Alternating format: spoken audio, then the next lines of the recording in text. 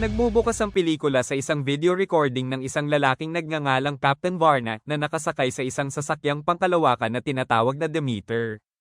Hawak niya ang isang krus at nagsasalita tungkol sa isang paparating na sakuna habang ang isang makina sa background ay nagbibilang ng countdown upang tapusin ang kanyang sarili.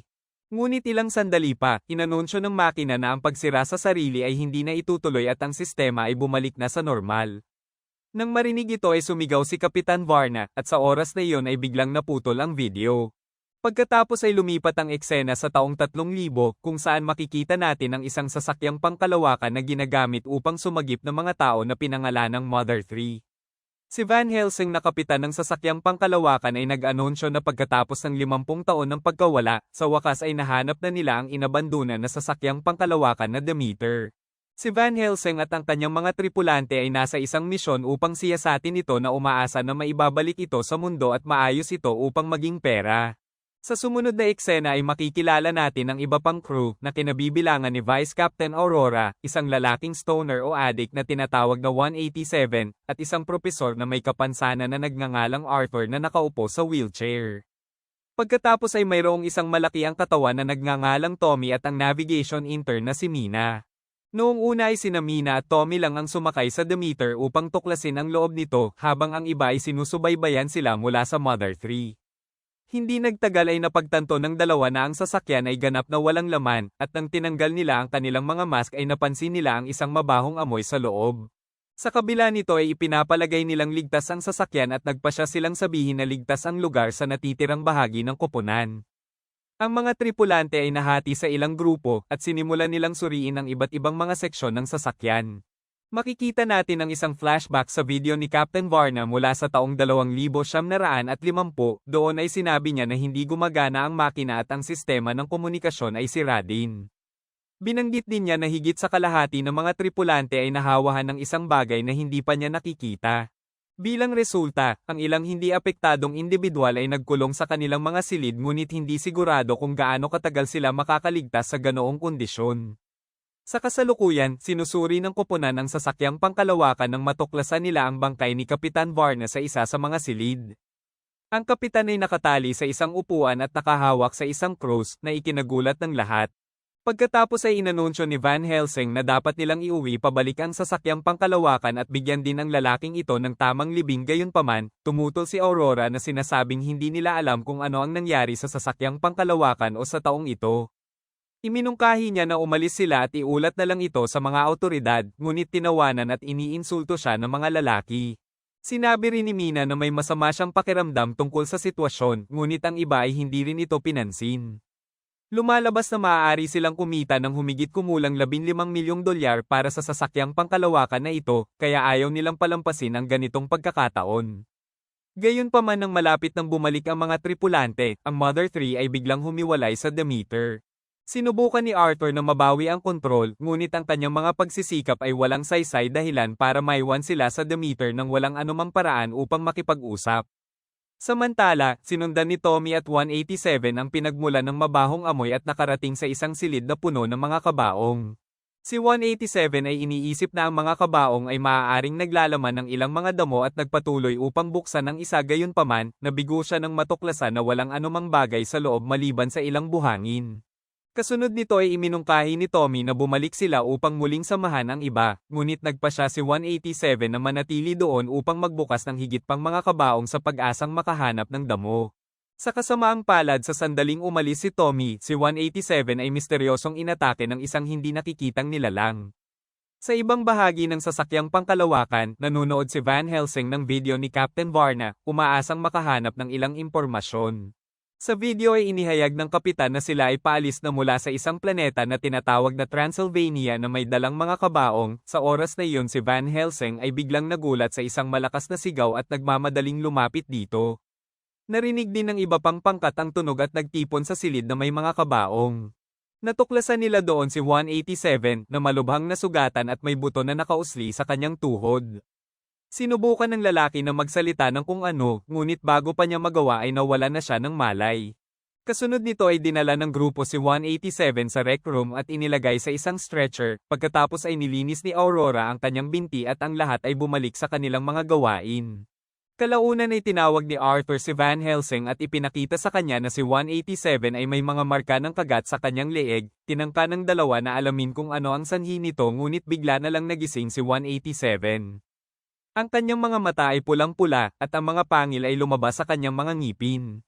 Agad na itinapon ng lalaki si Arthur mula sa kanyang wheelchair at marahas itong binugbog. Sinubukan siyang pigilan ng natatakot na si Van Helsing ngunit wala siyang kahirap-hirap na hinagis sa buong silid. Sa sandaling ito ay dumating si Aurora sa silid at binaril si 187 ng maraming beses ngunit kahit ang mga bala ay walang epekto sa kanya at si 187 ay nagsimulang magsalita kung paano niya siya papasukin bago siya tuluyang patayin. Kinilabutan dito si Aurora at agad siyang tumakbo kaya hinabol siya ni 187. Habang tumatakbo siya sa loob ng sasakyang pangkalawakan, nakatagpo siya ng isang misteryosong nilalang sa isa sa mga silid. Si 187 pagkatapos ay umupo kaagad sa sahig, tinawag niya itong Panginoon at ipinangako ang kanyang katapatan. Bilang tugon ay sinabihan siya ng misteryosong nilalang na tapusin ang kanyang mga kaibigan kung nais niya siyang matuwa sa kanya, agad namang sinunod ni 187 ang utos at tumakbo upang simulan ang kanyang pagpatay. Maya-maya habang nagtatago sa isa sa mga silid, si Aurora ay nilapitan ng parehong misteryosong lalaki. Para itong natulala sa kanya at sinabing wala pa siyang nakitang nilalang na ganito kaganda. Tinanong niya kung sino siya at kung ano ang gusto niya, kaya ipinakilala niya ang kanyang sarili bilang Count Orlok. Matapos ang nakakakilabot na haplos sa kanyang katawan, lumapit siya sa leeg ni Aurora para kagatin ito ngunit biglang naputol ang eksena bago pa makita kung ano ang mangyayari. Sa ibang lugar, nililinis ni Mina ang mga sugat ni Arthur habang nanginginig pa rin ang lalaki sa nangyari. Upang siya ay mapakalma, kumuha ng baril si Mina at lumabas para tingnan ito. Pagkatapos ay ipinahayag niya na walang tao at hiniling sa propesor na magpahinga, ngunit sa sandaling iyon ay nagpakita si 187 at agad siyang inatake bago isinara ang pinto. Ang natatakot na propesor ay kumatok sa pinto at sumigaw sa lalaki na pabayaan si Mina, ngunit wala itong epekto. Maya-maya ay pumasok sa silid ang tatlong natitira at maluhaluhang ibinalita ni Arthur sa kanila ang nangyari kay Mina. Samantala, sinabi ni Aurora sa grupo ang tungkol sa pagtatagpo nila ni Orlok, ibinunyag niya na ito ay mula sa Transylvania na isang planeta ng mga vampira. Ipinaliwanag pa niya na wala na ngayong buhay sa kanilang planeta, kaya nagbayad si Orlok para kunin ang isang bungkus ng mga kabaong at kasama siya sa kanila. Sinabi rin ni Aurora kung paano nila siyang hindi sinasadyang nagising, kaya ngayon ay gutom na siya sa kanilang dugo. Nangangahulugan ito na sa kalaunan ay kakainin niya sila at gagawin silang mga vampira. Nagulat ang lahat sa revelasyon, ngunit mas naguguluhan sila kung bakit hinayaan ni Orlok si Aurora na hindi masaktan. Pinilit niyang mga tuwira na baka hindi siya ang tipo nito, ngunit ang iba ay hindi naniniwala sa kanya. Pagkatapos ay sinuri nila ang kanyang katawan para sa anumang mga marka ng kagat, ngunit wala silang nakita. Nakiusap si Aurora na pagkatiwalaan siya at iginiit na hindi siya vampira, ngunit sa kabila nito ay itinali siya ng naghihinalang si Van Helsing kung sakaling nagsisinungaling siya at magplano na atakihin sila. Pagkatapos ay inutusan niya si Tommy na bantayan siya habang sila ni Arthur ay lumabas patungo sa main deck upang patakbuhin ang sasakyang pangkalawakan. Pagkatapos ay sinubukan ni Aurora na kumbinsihin si Tommy na palayain siya, ngunit tumanggi itong makinig. Sinubukan pa niyang akitin ito sa pamamagitan ng pag-aalok na tatanggalin niya ang kanyang mga suot upang tingnan kung may mga marka ng kagat, ngunit tumanggi pa rin si Tommy. Sa ibang lugar, sina Arthur at Van Helsing ay tumitingin sa internet tungkol kay Count Orlok at natuklasan na ang Orlok ay isang bansag lamang para sa isang Dracula. Habang nagsasaliksik ng mga alamat ng vampira, nalaman nila na ang mga vampirang ito ay minsang natalo ng isang lalaking nagngangalang Van Helsing ilang siglo na ang nakararaan. Pagkatapos ay sinabi ni Arthur sa kanyang kapitan na marahil ay nauugnay siya sa orihinal na Van Helsing. Maaaring ito ang dahilan kung bakit sila naririto at hinahanap siya ni Dracula para gumanti. Gayunpaman, hindi ito pinaniniwalaan ni Van Helsing at sinabing baka nagkataon lamang ang lahat. Samantala, kinukumbinsi pa rin ni Aurora si Tommy na tanggalin ang tali niya nang magsimulang kumatok sa labas si 187.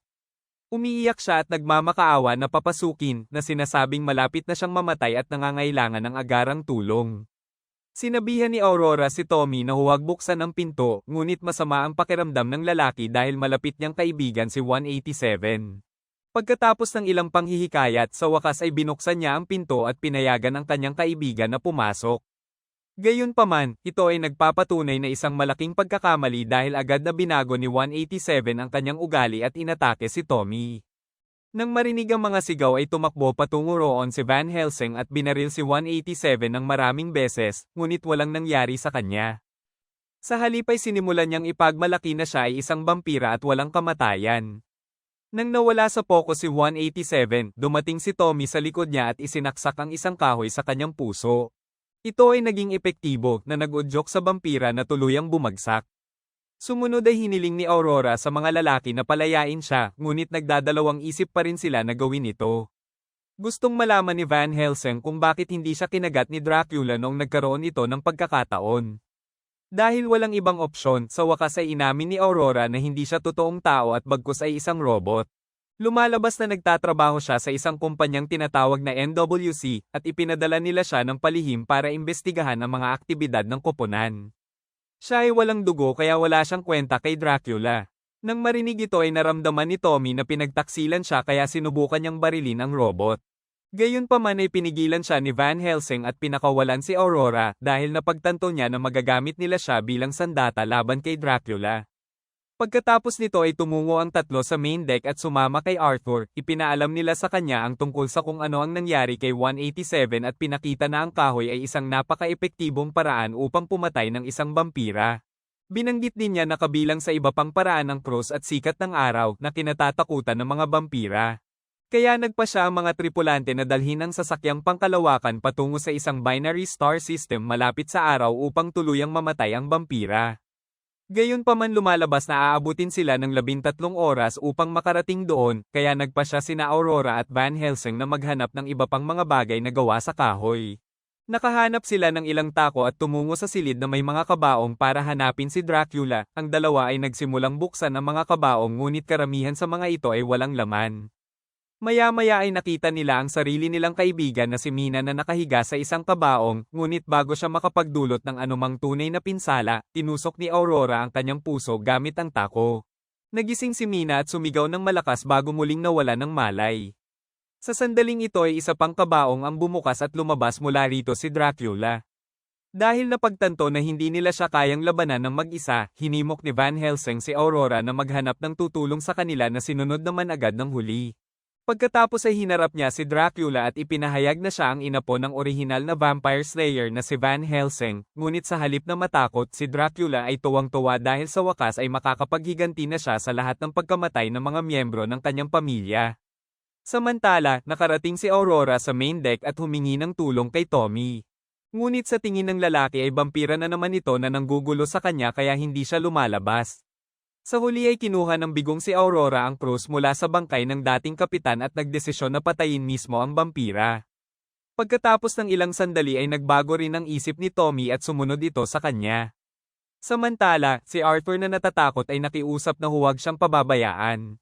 Pilit niyang pinaandar ang kanyang wheelchair at sinubukan na sundan sila, ngunit hindi nagtagal ay nakatagpo niya si Dracula.